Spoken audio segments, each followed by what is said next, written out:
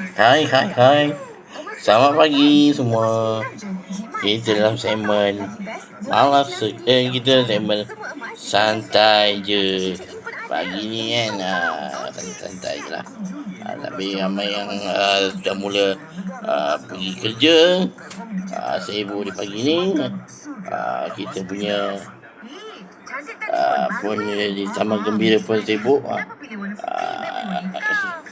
Kedai kita sudah mula diserbu oleh peminat kopi. Rehat dulu. Ini sarapan dulu sama nasi lemak dan kopi. Nasi lemak kopi. Mas kita balik daripada Kuala Terengganu dan juga Kuala Perlis. Nak bagi komen. Kalian 011632600000 untuk maklumat lanjut serta notis privasi. Jom layari sinar.my.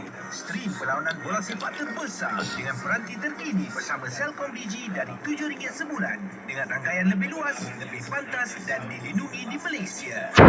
Parking kita. Parking. Itulah. Kita buat sesuai semalam. Ada sedikit renovation.